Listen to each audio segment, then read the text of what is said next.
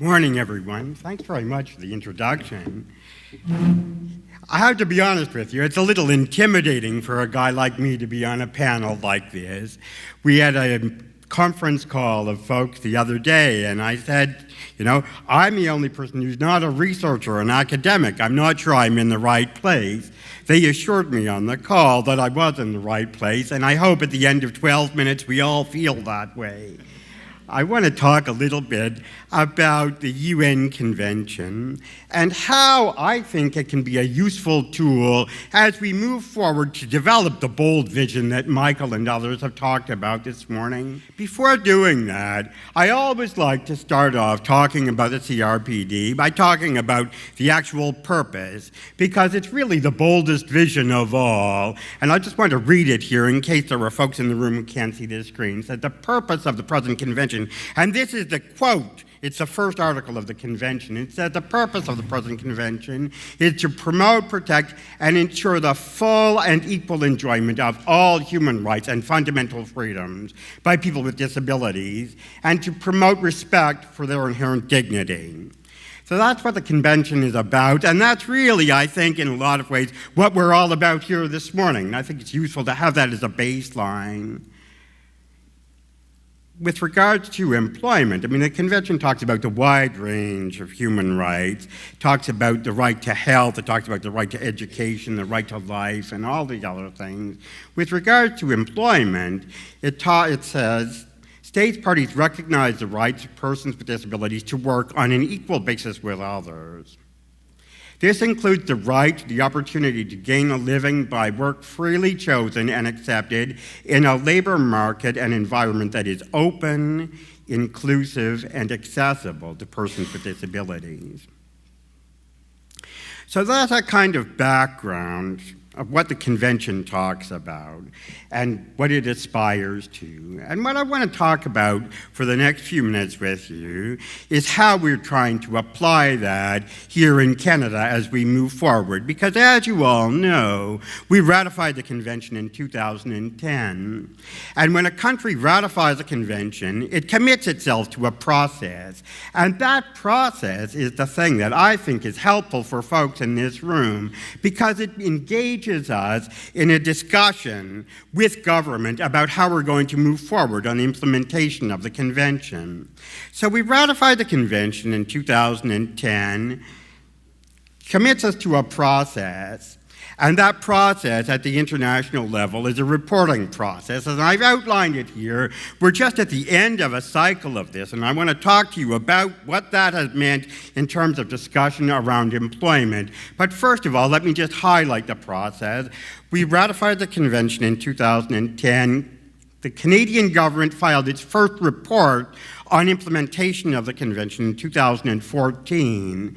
After that, the UN committee issued a series of questions to Canada about that report that kicked off a process of back and forth between the UN committee and the Government of Canada, which culminated in the appearance of the Government of Canada delegation in Geneva in April of this year. I was at that meeting, as were many folks in this room, and certainly part of the discussions that we had there related to Article 27 of the Convention around employment. And what I want to do is take a specific piece of this as an example to show you how this can be useful in terms of having some very substantive and concrete dialogue with government around specific points of policy. Because yes, certainly we know an awful lot about the situation of people with disabilities in the workforce or out of the workforce in Canada, but the challenge becomes how do we engage government in a discussion about that to move forward to the bold vision that we all aspire to.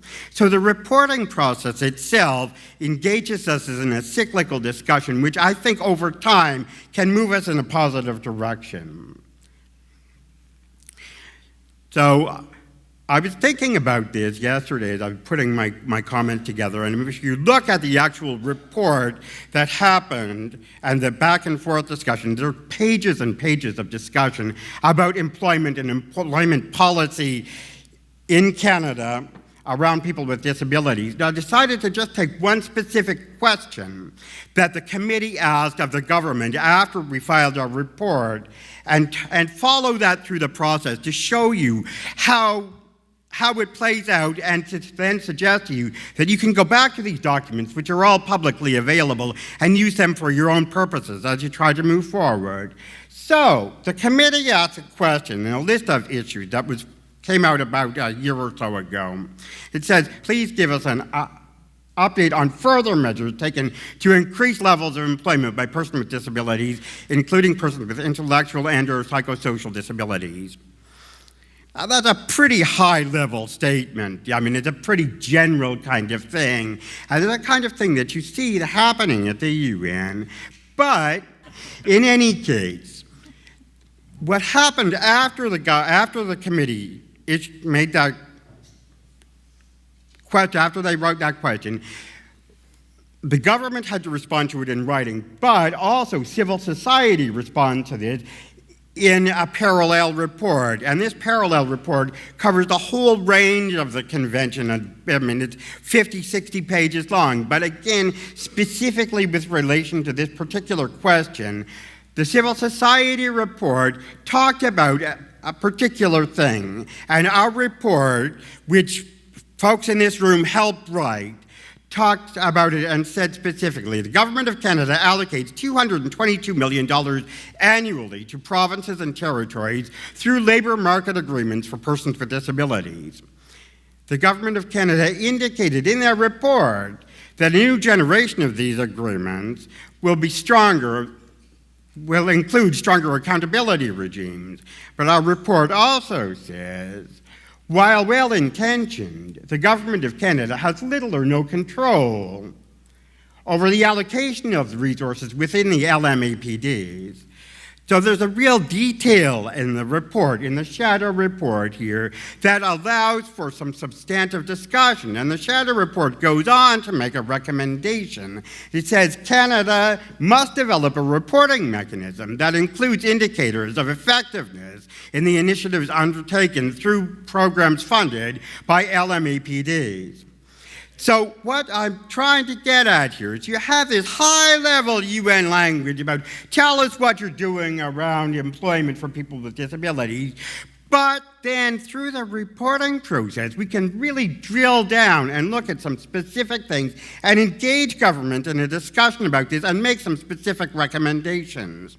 So that's a recommendation that we made. We went to Geneva, civil society met with members of the experts committee. The government had a dialogue in public with the members of the experts committee.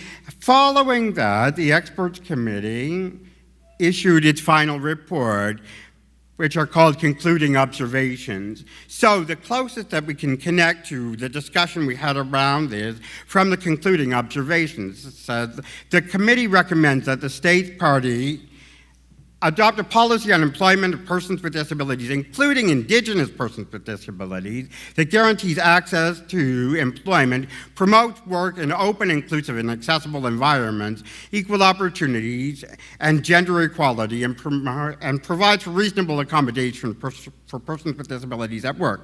Again, it's at the high level, right? But you have that high-level concluding observation, but that's not the end of the story, okay? The end of the story is meetings and discussions like this, talking about action planning, talking about how to take these things forward, because this cyclical process of reporting is something that happened in Geneva earlier this year, but will happen again in Geneva in 4 years' time. And we'll have to talk about movement that we've made from this time until that time. So, action planning that we're engaged in now and will continue to engage in can be around development of this.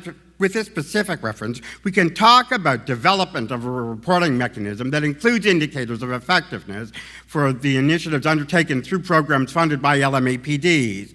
So the point here is that the whole process around reporting on our implementation of the convention allows us to have some very specific and concrete discussions amongst ourselves as we prepare for reports, but then back and forth with governments.